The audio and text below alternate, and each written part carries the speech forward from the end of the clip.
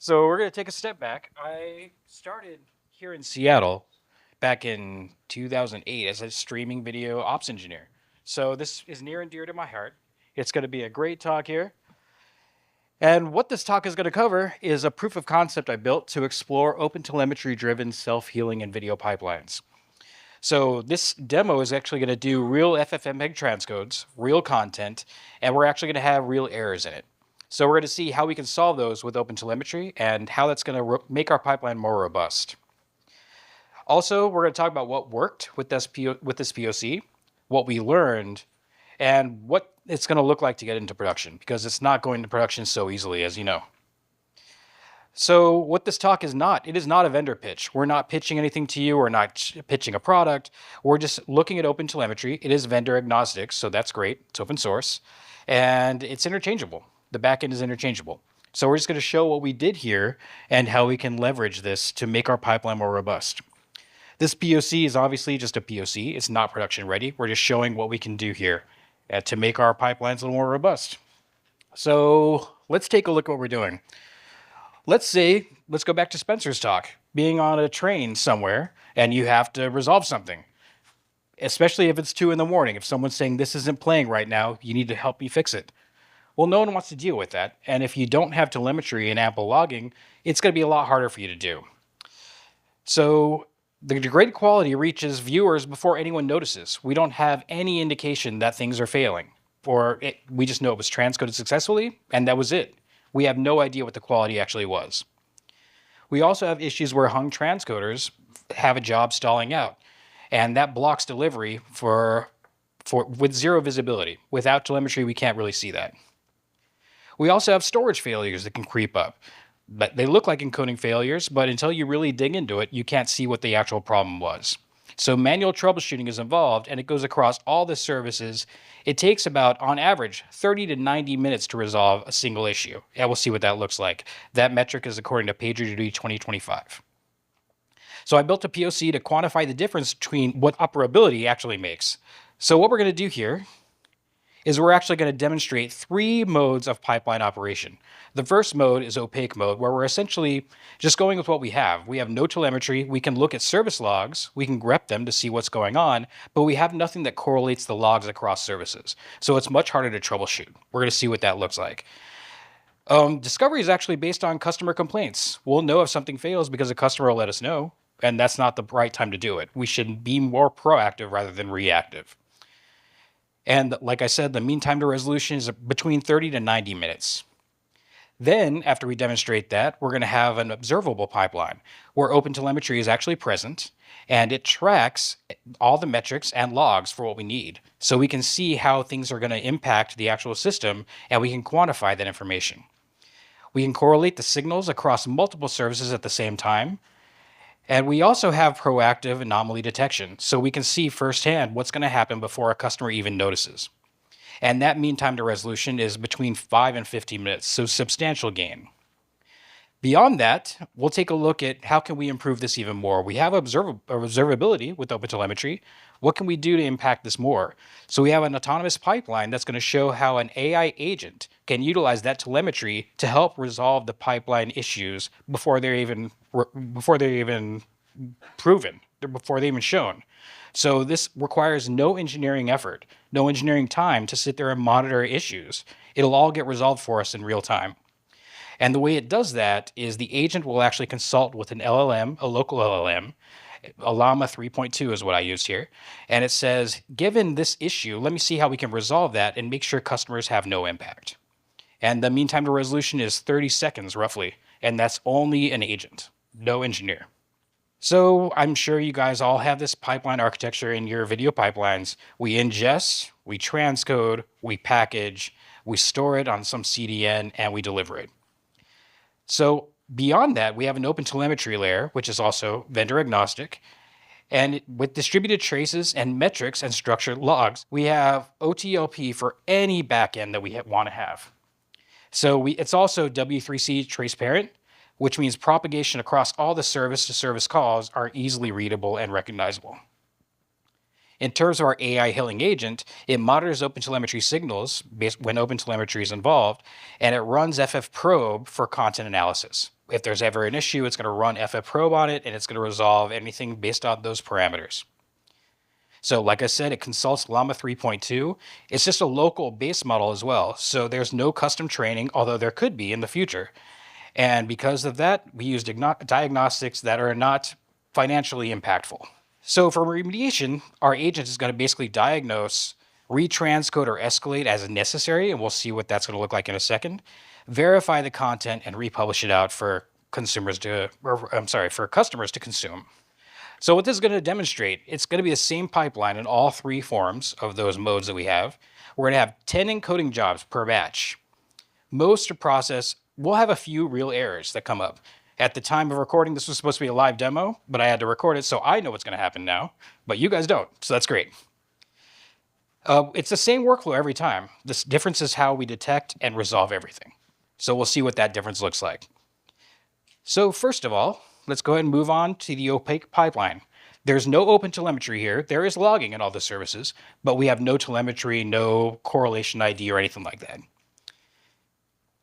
So in this recording, as I started up here, this is a little dashboard I put together, and we'll notice we have all the different steps in the pipeline in just transcode, package, storage, and delivery. We also have a metric here based on PagerDuty. At the industry average, mean time to resolution is 37 minutes. That equates to roughly $530,000 a year based on how your engineers are paid. But that's basically the average there. And we also see here on the right-hand side, we have a way of running the jobs, and we have raw service logs. So what we're going to do is, I'm sorry, it's not going to be completely with my voice here, but we'll try to make it work. So we're submitting all the jobs. We see on the left-hand side, all the jobs are running through, and these jobs are very small. They're just advertisements, 15-second advertisements. So it'll be really fast.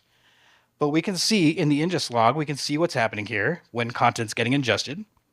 And we can see each pip that's lit up is an individual status for that job where it is. If it's on the third pip, that's going to be package, fourth one, and we can see that things are actually happening right now.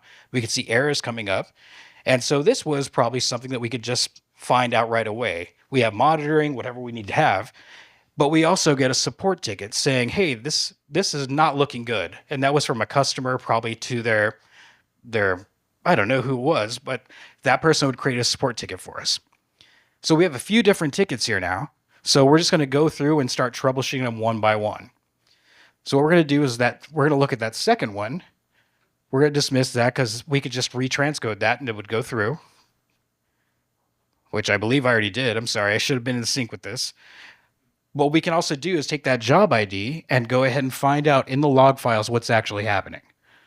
So we could see that there was a seg fault with FFmpeg, just a binary issue. If we want to run that again, it could possibly resolve it. That's just something that kind of happens. And I want to take a step back here also. We have a troubleshooting run book or a remediation run book where we know what the steps are. Me, I'm in the role of ops engineer. I have no idea what this means actually.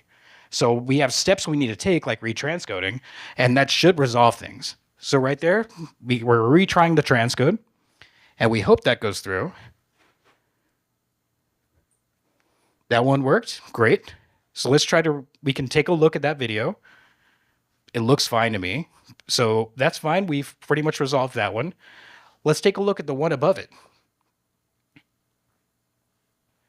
So here, if we look at that ID in the logs, we could see that there is a problem with the storage volume, not accepting writes, whether it's a faulty deployment or a script being run, but that's an issue right now. And me as an ops engineer, I do not have the capability to resolve write errors on a storage machine. So that will likely need to be escalated. And I'm sorry, this is like a recorded thing, but you could see it was an escalate to infrastructure team. So because it's locally and I'm the demo guy, it runs fast. But most of the time you have to send that on Slack or on a Jira ticket or whatever the case is. It takes a lot more longer than that. Normally they're involved in something else. They can't respond right away. So this is the guy that says, obviously, it's awful. Blocky artifacts and static noise. So we can take a look at that. That doesn't look great. We can verify that. But now I know that that's not good. But is that because of the source file or because of the transcode process? So in this case, we can see them both. Source file on the left, transcode on the right. If we play them both, the source file on the left looks fine. So something happened in the transcode operation. So troubleshooting that's fine. We have our run book for remediation. So we can just retranscode it with new parameters, which are hard coded into that button there. So we're just going to retranscode it. And now we can take a look at the video to make sure it was verified. It looks a lot better. So those remediation aspects happened. So again, this is with no telemetry. We have to look inside each log, which are easier because this is only one service on my local machine. We don't have just one transcode service typically on a machine. We normally have a lot of pods. I think Spencer was talking about how many pods we have and different things. So without telemetry, we have to identify where it was actually happening. So what I want to do real quick as well, we can see that everything was green. We go over to our observable pipeline where telemetry is actually active. And we scroll through all the jobs, we see there's one that's degraded. We can take a look at that video. We have the job ID. From the opaque mode, it looked like it completed successfully. But now we can go back and say, with this job ID, it's supposed to not look great. And it definitely doesn't. So we wouldn't have any idea this has actually happened until a customer complained or we randomly spot checked. So this video is not great. And this is not good when, like with Paramount Plus or with Pluto TV, which is a fast service, if we have an advertisement that's not transcoded properly, that's a kind of a double hit because that, first of all, it's a bad customer experience. Second of all, we lose revenue because we're not serving the right transcodes. So it's not a great thing. Opaque mode, what really happened? With no observability, every failure is a guessing game. So degraded video is served to viewers. Nobody knew until complaints arose. The error job, the blind retry worked like we saw, but we had no idea what actually caused it. So telemetry is really valuable for determining how we can prevent that in the future. The storage job, the retry failed again. I'm sorry I didn't really cover that really well in the recording, but we couldn't identify the root cause. We just know we had to escalate. We had no ability to fix that by ourselves. And again, escalation was blind. No diagnostic context for the receiving team. We weren't able to tell the infrastructure team what happened. We just said the storage is not working. The resolution of minutes of engineering time, high incident costs. It's not just engineering time, it's also customer impact time. So that's really important to understand. So now we're going to look at the same pipeline with OpenTelemetry. So this is going to be the same thing. We're just going to clear the jobs and we're going to rerun 10 more.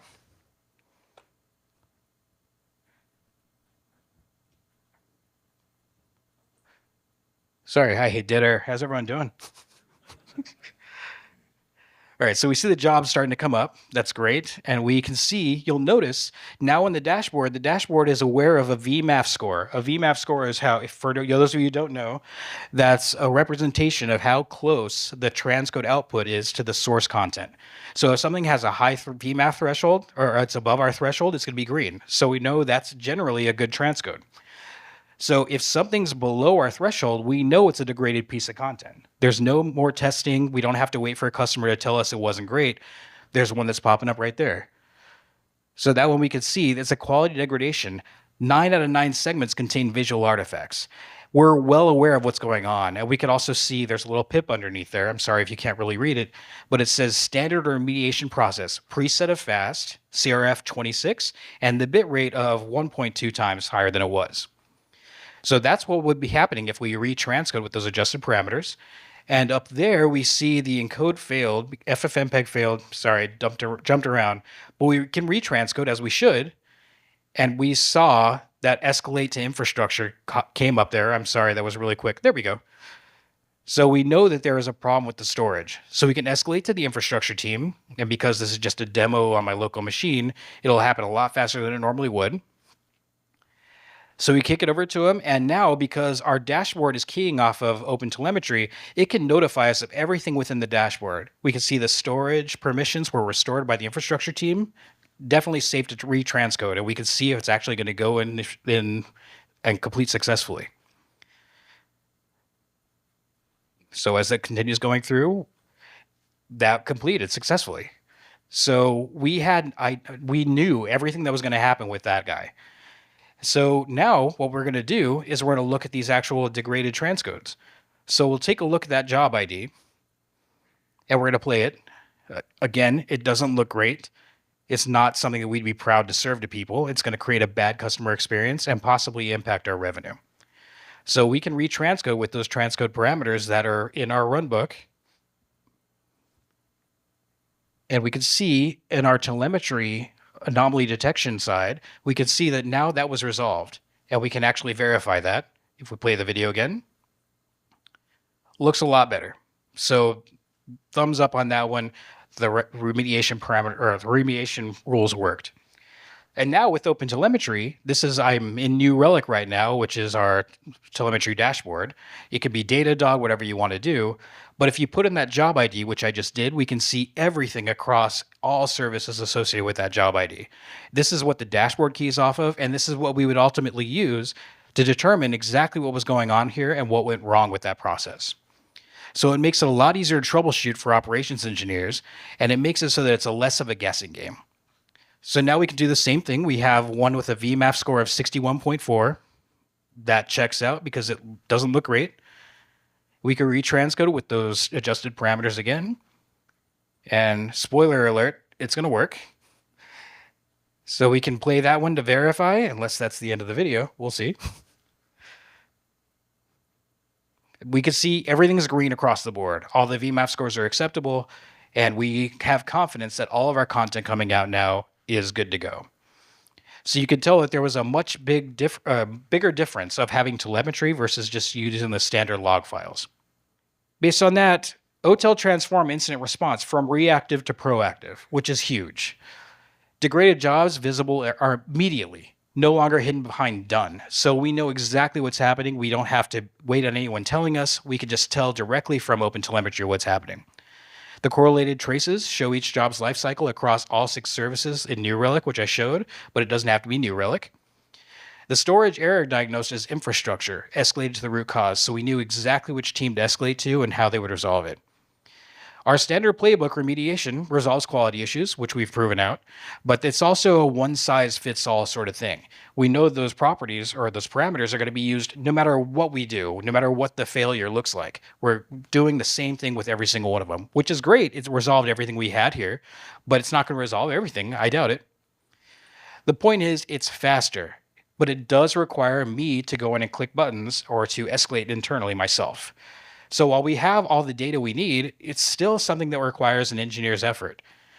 So we said, what if the system could fix itself? This is repetitive. We don't need an engineer that's clicking buttons. Why can't this thing handle itself?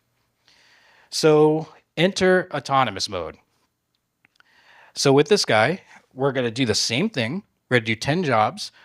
But in this case, you'll notice on the right-hand side, we have an AI healing agent log window now. So this is going to output everything that the agent is actually doing and reasoning with in order to resolve any issues it might have. So this is not going to take any engineer involvement. We're just going to look at it to go ahead and see what's actually happening. And we're going to kind of see how the agent's resolving this with OpenTelemetry. So here we go. Again, I hate it. Dead air. So hopefully everyone's still awake. We can see VMAF scores are all looking great. And we should encounter once there we go. So that's a degradation. The dashboard is keying off of those that's saying, just so you know, all of these are not great. The VMAF score is 63.5. And that's the same as last time. But if we look at the AI agent log, we'll actually see how it's resolving. And I'm not going to scroll through it just yet, but we can see how it's handling everything. All the signals to say, I need to do something here. Let me figure out what it is. Maybe I need to retranscode it with different parameters than what our runbook for our resolution happens with. So it's going to analyze everything, and we'll take a look at what that actually looks like. So we can see the transcode that failed with an FFmpeg seg fault. That was just resolved by the agent. It knew that it could retranscode that, and it would have worked. Or it would have hopefully worked. In this case, it did. So we take a look at just the dashboard. We'll also see that at the top, it's really hard to see here. The content is quarantined by the AI agent due to quality degradation. So this means that no customer is going to see that until we're confident in its quality that we have. So that's a huge step. So it makes sure that no customer is having a negative impact associated with a transcode that's less than what we want. So we can see everything's going green now. And we can also see at the bottom, remediated, retranscoded with preset of slow and CRF20. Well, that's not in our runbook. That's not in our troubleshooting steps. So if we look at one of these jobs, I think this is where I fat fingered a paste here. Let's see. Nope, I did it right. That's great. So we can see exactly what the AA agent did with this. So let's scroll to the tab. We have quality issue detected, degraded content being served, validates the source file with ffprobe, and we can see that here's what the source file is sending us. Degradation was introduced during pipeline processing, not in the source. Quarantine, removing the content, and then quarantine viewer can no longer access degraded content. Great. And it says the warning details, everything's degraded, but the pre-quality, let me see. Sorry, I scrolled a little too fast there. So it also tells us, given that the source file validation passed clean, the issue is likely introduced during the pipeline processing. Retranscoding the job from the clean source would likely resolve the visual artifacts and quality warnings, as the source file is free from errors. It says these are the initial parameters. Preset is ultra fast. Bitrate is 2500, 1000, and 500 for those 3 rungs. Analyzes the source content with ffprobe. Source analytics spit out what they need, and that's what's fed into the LLM. We can see it's consulting the LLM for optimal encoding parameters. The LLM responds with preset of slow CRF20.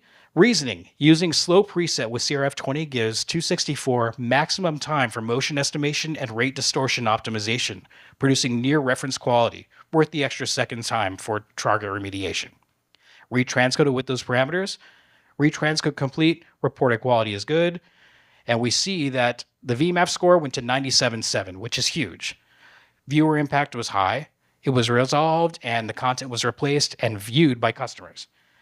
I had to do nothing there. This was all the agent and OpenTelemetry, which is huge because I think in talking to my peers, no one has a self-healing video pipeline like this.